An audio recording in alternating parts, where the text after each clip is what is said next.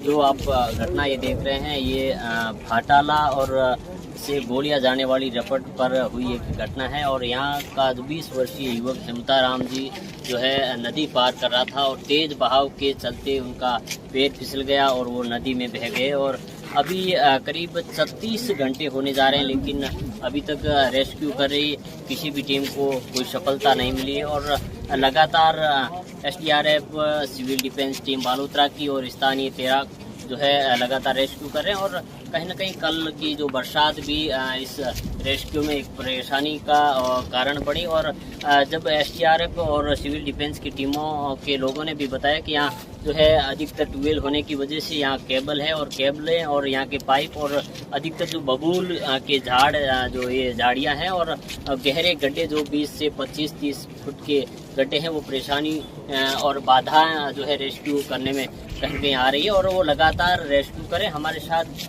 जो है हिमताराम जी के परिवारजन के लोग हैं, यहाँ के पूर्व सरपंच है, सरपंच प्रतिनिधि है और तमाम जो लोग उनको चाहने वाले लोग हैं उनसे बातचीत करेंगे कैसी घटना हुई, कब हुई और जो है उनके परिवार में कौन है, उन सारी चीज़ों के बारे में हम उन्हीं के गार्जियन से, परिवारजन के लोगों से पूछेंगे। ये घटना परसों हुई थी,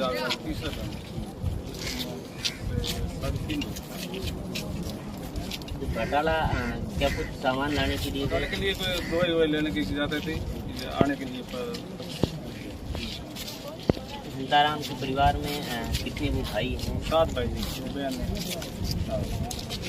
क्या उनकी शादी हुई है? हाँ, शादी हुई है, 3 बच्चे, 2 बच्चे, एक बच्चा है, छोटे छोटे 5-4 साल, बड़ा 5 साल। मैन क्या ये आज 3 दिन पहले कोई मेडिकल लेने के लिए भाटाला गए थे। आते टाइम 4-5 बंदे और भी साथ में थे।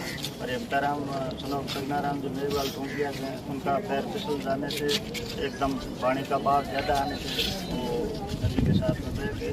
उसके बाद में लगातार 3 दिन से स्थानीय जो गोताखोर है वो है और भी प्रशासन की तरफ से भी लगातार ये एनडीएस टीम वगैरह सब पूरा पर सब कोशिश कर रहे हैं, मगर आज दिन तक अभी तक नदी में पानी का बहाव ज़्यादा होने की वजह से कोई पता नहीं पड़ा है।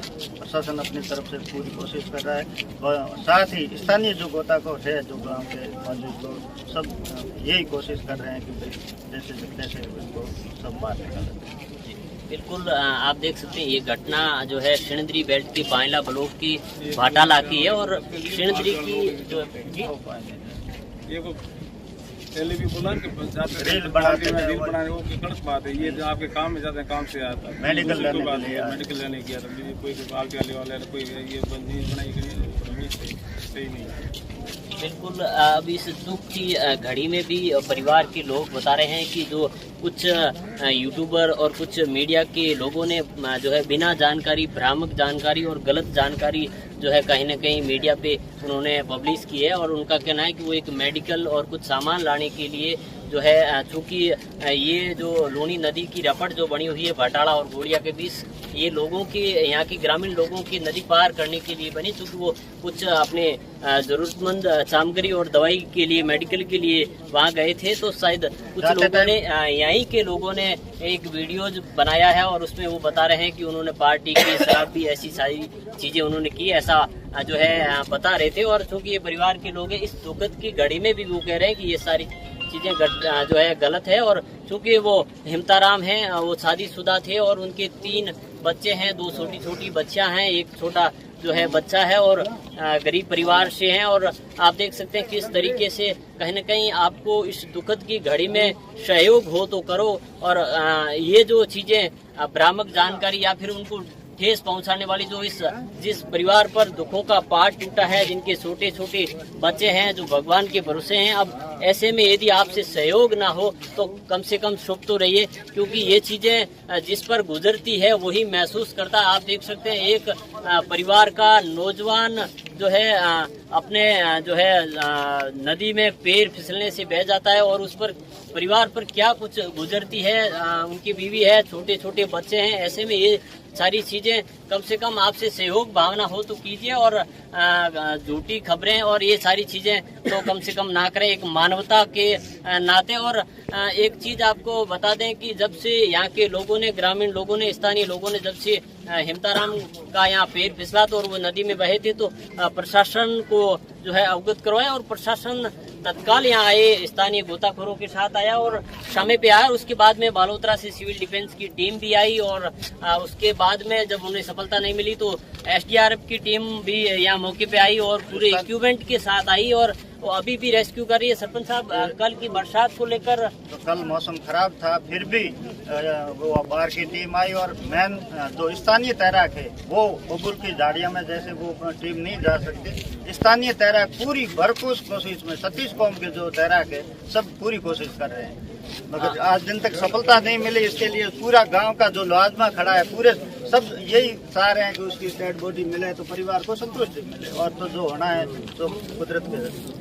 बिल्कुल, आप देख रहे थे जालम सिंह जी जो बता रहे थे यहाँ के जो स्थानीय गोताखोर है, जो तैराक है और विशेषकर मैं बताऊंगा भूपत सिंह जी जो सिणधरी से शंभूलाल, माड़ी, पारसी और लक्ष्मण जी की टीम जब से पुलिस जाब्ते के साथ आई थी और अभी तक यहाँ है, पूरा शरीर उनका जो गोताखोर है उनका लहूलुहान हो गए, क्योंकि बबूल की झाड़ियों के अंदर जब वो गोता लगाते हैं, यहाँ जो रेस्क्यू करते हैं तो कहीं न कहीं दिक्कत भरा है और पूरा शरीर जो है टूट गया। यहाँ के स्थानीय भी मार साहब, रहमान और भाई साहब और जो यहाँ के जो लोकल जो स्थानीय तैराक है उन्होंने भी जो है भरसक प्रयास किया है, खोजबीन की, रेस्क्यू अभी भी जारी है और यहाँ के जो है प्रशासन भी बार बार अपील कर रहे हैं। यहाँ लोगों से आप क्या कहना चाहिए?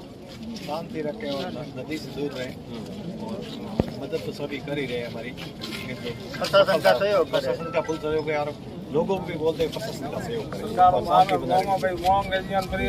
प्रशासन भी हमारी फुल मदद कर रहा है, जो गोताखोर वो भी देख रहे हैं,